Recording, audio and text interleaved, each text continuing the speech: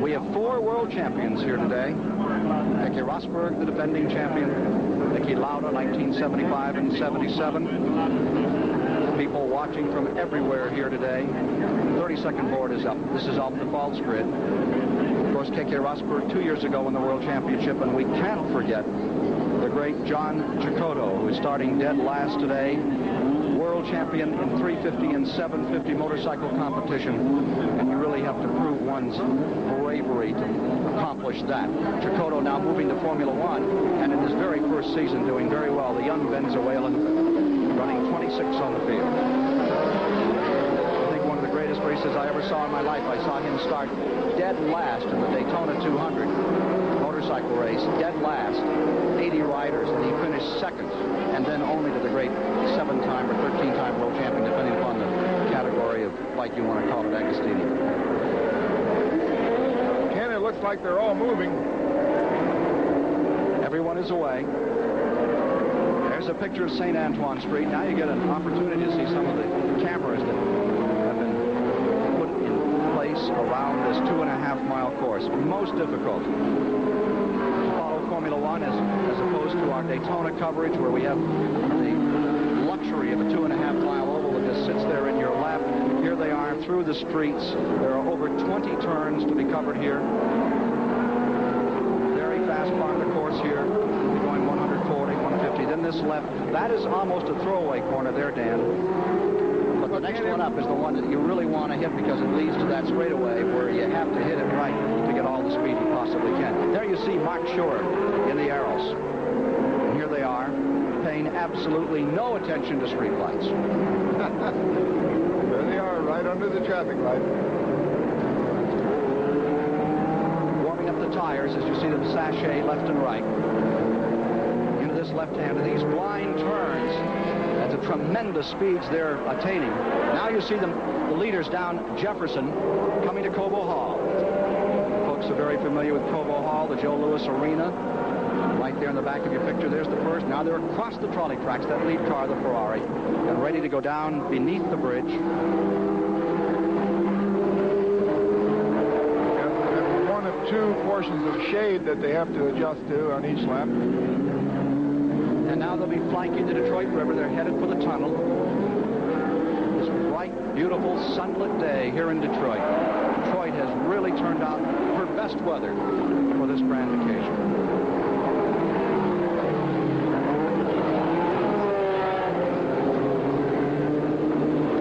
Right-hander here, then a quick left-hander, and then this chicane, which has been opened up a bit and made the course a bit faster. You see right along the Detroit River, and now they're coming right to our vantage point here at the start-finish line. That camera location is whence we are speaking today, and here they come back to the grid for the second time.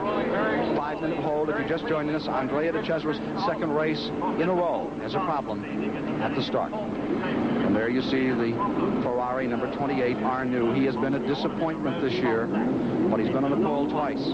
Behind him, directly behind him, Patrick Tambay, who won at San Marino. Nelson Piquet driving the BMW-powered Brabham turbo car. That's the blue and white car. Watch the lights. Watch those lights.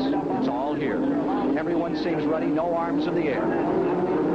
26 cars come to life. The Detroit Grand Prix. Okay, this is going to be it. Underway. Oh, another car stalled. Ferrari is stalled right in the center of the track, and everyone's getting by.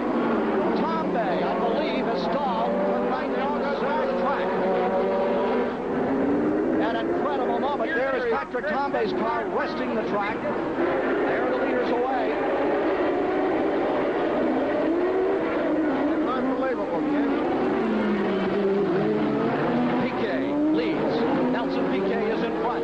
Arnoux in second. DeAngelis with a quick move has put Lotus in third. And that is the Renault-powered Lotus. There is one Lotus with turbo power and the other with a Ford Cosworth. Now look at Piquet pull away. Down here in front of us, they're trying to pull away Patrick Tambay's car. What a Terrible break for Patrick Tambay, currently lying third in the world points, being dragged away. Disappointment for Tambay. Leader, Nelson Piquet of Brazil. Arnoux in the Ferrari run second. Gilio De Angelis is in third in the Lotus. Here they come down Jefferson to Cobo Hall for the first time. The BMW, the German BMW Brabham car, leading the Detroit Grand Prix. Piquet, 1981 world champion, in front. Nelson Piquet, currently number 2 in the world standings, out of the tunnel, being chased by Arnoux. There's De Angelis, maintaining third. All 3 turbo cars here.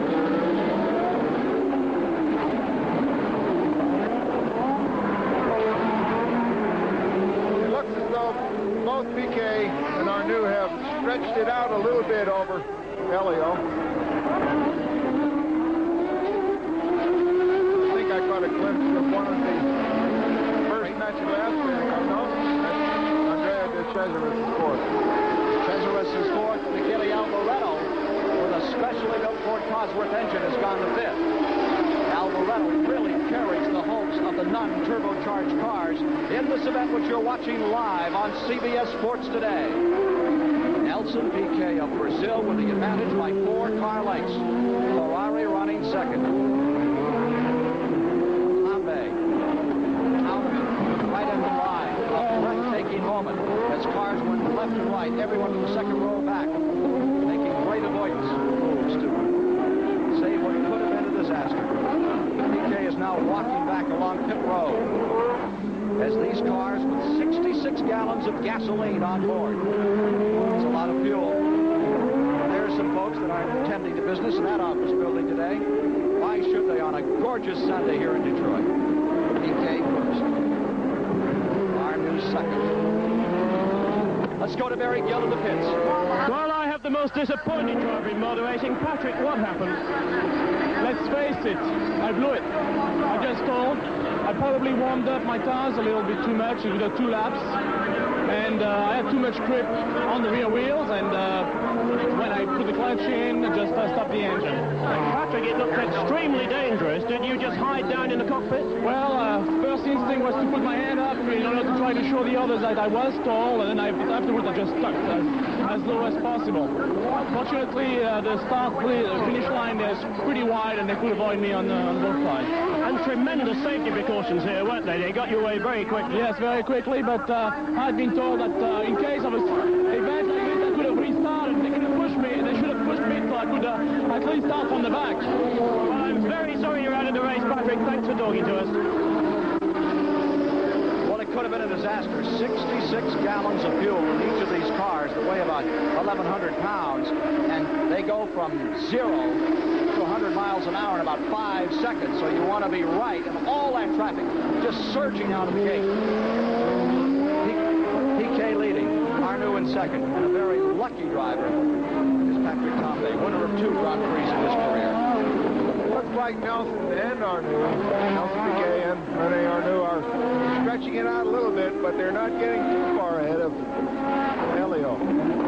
Standings have Piquet in first, Arnoux in second, De Angelis third, De Cesaris fourth, Michele Alboreto is in fifth, Warwick is sixth, Keke Rosberg is seventh, and Eddie Cheever of the United States lies in the 8th position.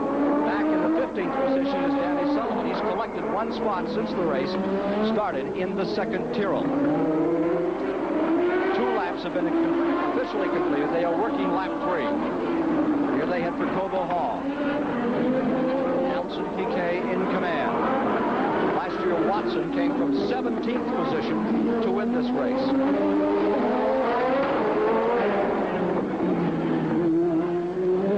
There is Arnoux. Last year drove for the Renault team.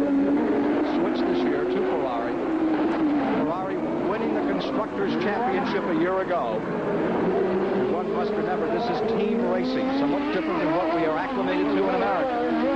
Because the World Constructors title means as much as the individual titles. We'll try to get back into that story a bit more as the afternoon progresses.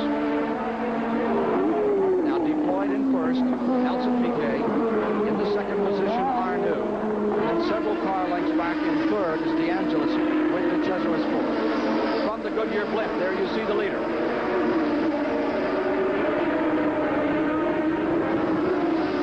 Second straightaway after that long sweeping first turn up through the streets of Detroit. Nelson Piquet of Brazil trying to win the World Championship for a second time. Many say this will be a pivotal race because from here they move on into Europe on somewhat longer courses. The streets of Monaco, the streets of Detroit, where the street fighters have to come out and show their wares. And many say that Watson, who remember started 22nd at Long Beach and came on to win, started 17th here a year ago, will bring Team McLaren's colors back up today, but he has a long way to go. Now here is a note. DeAngelis in the number 11. Remember on the start, you saw him make a move before the light changed, and Manfred Winkelhock in car number 9, the driver of the German ATS, have been penalized 1 minute, Dan Gurney, for jumping the start. Premature move by DeAngelis and Winkelhock at the start is going to cost them 1 minute. So when we see them in the picture, that's going to relegate them back from where they are running in the field. That's really too bad for DeAngelis because here he is in third place solidly. World Championship racing, 9 points for a win, 6 points for second, 4 points for third, then 3, 2, and 1 point for sixth place. And those are the only points that can be scored in a World Championship Formula One event. And right now, those 9 points are resting with Arnoux. With the 9 points are resting with Piquet, and the 6 points for second with Arnoux. By the Renaissance Center as they work lap 4. These boys seem to be trying to be easy on their tires. You can see the cars are moving around, jerking back and forth very violently. You can see when Nelson applies strength there, the car moves quite a bit. They're really after it. Well, our sources tell us that the Ferrari will fit somewhere between lap 20 and 25. Again, that has not been a regular part of Formula One, but we're going to see it here today. And that we should see Cheever somewhere between, and Elaine Prost, somewhere between lap 25 and 28 come in to change tires. Now there you see some of the back markers sweeping around turn 1. Here they are into turn 2. San Antoine Street, right there. Leaders, Piquet, and staying right there and actually closing ground, and we have one of the Renaults out. One of the turbo-powered Renaults is out of it, and that would be Cheever. Look like Cheever. Looks like he may have hit the wall there. He's back underway. Low tire. Looked like the right rear might have been askew just a tad. He appears to be all right, doesn't he? Eddie Cheever currently tied for third place in the world standings and 7th place, back with the leaders again. Cheever back underway. Last lap they averaged 81 miles per hour. Last lap averaging 81 miles per hour around this 20-turn course. The penalty on 9 and 11 cars, DeAngelis and Winkelhock, will be assessed at the end of the race.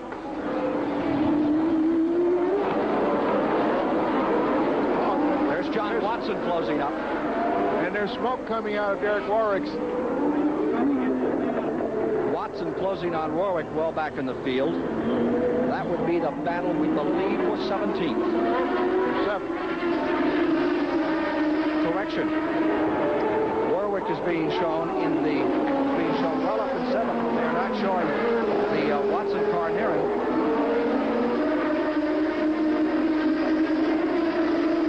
Leaders, Piquet, Arnoux, overall DeAngelis, then De Cesaris, followed by Alboreto overall.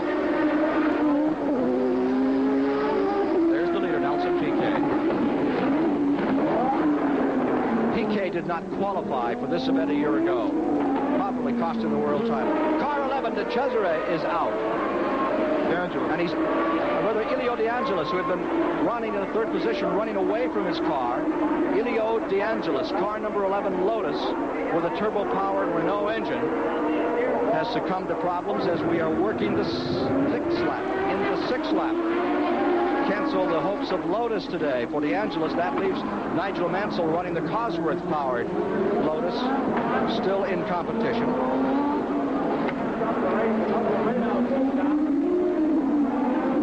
And that looks looks to be Eddie Cheever climbing out. I'd say that looks like Eddie, all right. He had problems earlier, and now he is leaving the car so quickly. He left it in a relatively safe place. I think he was trying to move it there. Well, that's a bad moment for Eddie Cheever of the United States. Nelson is certainly not able to shake Rene Arnoux off. Very close. It remains very close. Still trying very hard. We're going to see an attempt to pass here soon, I would think. Going into the first turn. Just before the first turn, there you see the Elio De Angelis Lotus car, the black and gold machine. Now the tires are well and truly up to temperature, and we're going to find out what's going to happen. John Watson, last year's winner, lying 21st on the field. I'd say that Rene has gained a few inches. Arnoux is really putting out a performance here. DK stays out in front. Ferrari is a turbo V6, and the Brabham a 4-cylinder turbo. Michele Alboreto in fourth. Kiki Rosberg has pulled up into fifth. Warwick sixth. Alain Prost for Renault is seventh. And Boutsen in car number 30, one of the Arrows cars in his first year Grand Prix racing, is now finding himself eighth. Average speed, 80.46 miles an hour. We had a spin a moment or two ago. Maybe we can catch it for you here. That is Mark Schur's car. It almost looked like he had to spin to avoid hitting the other car, Ken. Bad moment for Mark Schur. That Arrows car, Jackie Oliver team, running very well in qualifying for this event. That's a very tight battle there. I wonder if Nelson is looking in his rearview mirror. He knows he's there. But he can't stop to think about it. He has to concentrate on driving. Well, there you see the standings with now 60 laps. Officially, we were to run 61 or 2 hours. Look at it. There's an attempt for first place. He looked like he was going to try, didn't he? Just took a little peek at first position as they came down that straightaway and went into that sweeping first corner. Maybe that cost him a little bit. It's interesting, when you're driving behind a car, you have a tendency to watch it and forget that you should be paying attention to driving your own car. It's always a difficult thing to discipline yourself to think about driving your own car when you're that close to another car. Well, rumor has it that Ferrari has been very disappointed with Arnoux this year and might well replace him at the end of the year. Enzo Ferrari is known to have a very high opinion of Derek Warwick, who is currently running 6th in the event. The Ferrari team has always put extra pressure on its drivers. It's notorious for that. And, I know that Rene Arnoux has a reputation of being able to go as fast or faster than any of them on a one. Well, there's one of the Ligers on pit road, Jean-Pierre Jarier, and they're changing rubber on that car. Jarier on pit road in the car that was driven a year ago by Jacques Lafitte. Lafitte now switching to the Williams team for the 1983 World Campaign. And again, you see Arnoux pulling up, and there is Jarier back underway, out of the pits and down into turn one. Looks like we're going to have another attempt here very soon. Live coverage on CBS, flag to flag here today, of the Detroit Grand Prix. Two turbo-powered cars, first and second. The German BMW power plant. In the car of Nelson Piquet, and right behind the Ferrari in second place of Arnoux. Ken, they're making about 37 shifts per lap while they're racing here. And they have to make every one of them without an error. We are anticipating that second place car will pit. Bernie Ecclestone has given us no word on what the intentions were with that BMW. That's 20 to 25 lap seems early in approximately a 60-lap race. I'm surprised at that, but I'm sure they know what they're doing. Apparently came in with a light load of fuel to get them started. Rather than take on 66 gallons, which is literally a ton in these 1,200-pound cars. It really is. Keke Rosberg now in fourth place. Let's go to the pits in Berryhill. Oh, this is Riccardo Patrese. We were told by Bernie that only one of their cars would come in. out by the Brabham, and I can tell you while we're with us, Ken, that Nelson Piquet is not scheduled to come into the pits. The Tolman will come in, both the Williams, both the Ferrari, both the Renault, and the only Brabham, that was Patrese, and here the crowd are standing and applauding the Brabham mechanics for a magnificent pit stop. Back to you, Ken. Well, they've learned well from the Indy ranks. Here is Piquet.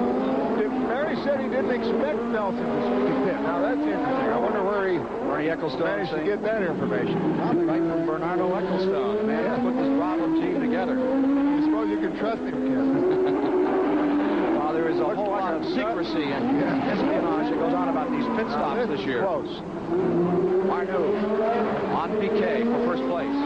Lying third, De Cesaris, who had a problem on the original grid.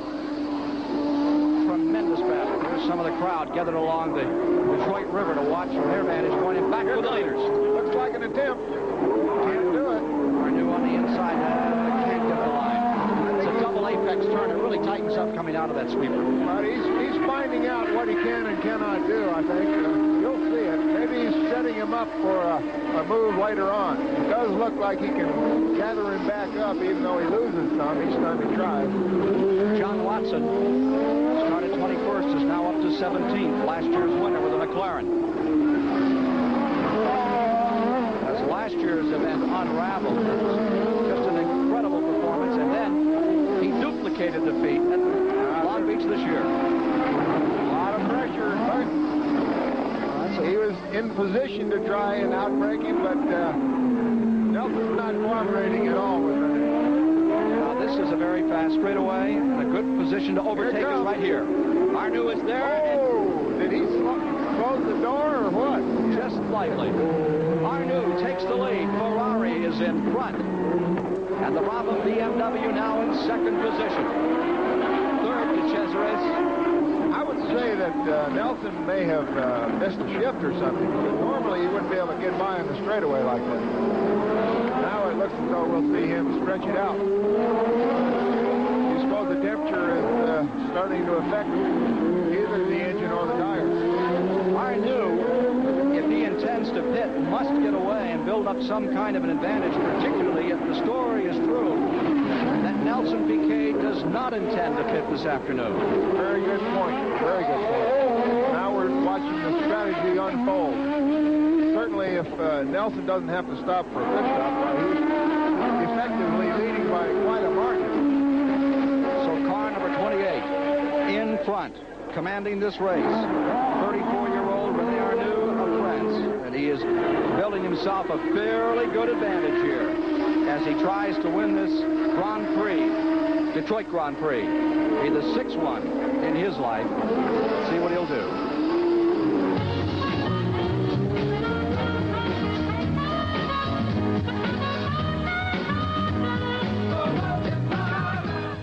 De Cesaris for third position. There's number one, the Finnish driver who won the second Grand Prix of his career at Monaco earlier this year, has passed the red and white Alfa Romeo number 22 of Andrea De Cesaris, and he now lies third. Meanwhile, there's your leader, Nelson Piquet. Correction, second place. Arnoux is first, and this is your second place car. The second place car, Nelson Piquet. The Ferrari of Arnoux is in front. That is Piquet, the second place car. And it looks like... There's your leader. They are in the 11th of 60 laps. In the 11th of 60 laps. And look at that tremendous advantage the Ferrari is pulling up over the second place machine. This will give you an idea of the interval between first and second as they come to the chicane. A little bit of a wait in here. It does look as though Nelson Piquet has slowed somewhat. The stopwatch indicates that he's off about 2 seconds off of his best lap. Rosberg now third, De Cesaris fourth, Alboreto fifth, Warwick sixth, Alain Prost lies seventh. A lot of strategy in this Formula One with these pit stops. Some will be taken, some teams electing not to do so here in Detroit. For more on the pit road story, Barry Gill. Well, Ken, strategy is the word. You must remember that although Nelson Piquet is going a little more slowly than the others, he is the man who is not expected to pit stop. I've just talked to Gordon Murray here in the Brabham pit. Unless he has a tyre problem, he's not expected to come in. So René Arnoux, who's supposed to be coming in, is going to have to pull out about 18 seconds to keep that lead. Everybody else in the first 6 but Piquet is scheduled to make a pit stop, and we expect them to be around about lap 28. 28, we know that Cheever and the Tolman are going to come in. Warwick and Cheever. So strategy indeed, Ken, and the race is soon going to shift to these pits. 9-second advantage for Arnoux over Piquet, and he's trying to build it to 18 seconds for the pit stop. He's trying to build up an 18-second advantage. If you've just joined us, you are watching live CBS flag-to-flag coverage of the 2nd annual Detroit Grand Prix. And here's one for you. In the back of the field, John Watson has moved from 21st into the 13th position. Watson from 21st to 13th. Drivers out of the race as we work the 13th lap. Patrick Tambay is officially retired. DeAngelis and last year's 2nd place finisher in the Detroit Grand Prix, Eddie Cheever for Team Renault. He has also fallen by the wayside. Arnoux in front. That's the first turn. Turn that tightens up, big sweeper like a fairgrounds turn. Into turn number 2, down from 130 miles per hour. Arnoux has built up about half of what he needs for his pit stop. And it's also interesting that John Watson is lapping about as fast as everyone except Arnoux. Watson had a disastrous qualifying period yesterday. He was not happy with how things went, and he didn't like the way the tires worked. He said he had never had a qualifying period quite like yesterday. But Watson is attacking today and moving his McLaren Ford through the field much as he did a year ago.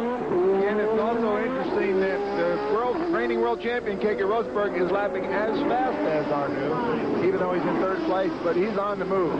Now to bring you up to date a little further back in the field, Boutsen is shown as 8th and shown as 9th as Lafitte, with Roberto Guerrero in the 10th position. 11-second advantage now. And there's 4th and 5th position. And there you see Michele Alboreto in the green car, one of the Tyrrells. That is the most advanced Cosworth engine ever built. He's up on DeChesvis. There's a turbo in a non-supercharged car trying to pass it, being harried. I think the unsupercharged car is going to do it here sooner or later. It's just a matter of time. Oh, look, there it goes. Right in front of Cobo Hall. That is Michele Alboreto picking up a position. Alboreto going to 4th. DeChesvis back to 5th. Now we have 2 turbo cars leading 2 naturally aspirated cars, and this early in the race, this bodes well for the unblown cars, I'd say.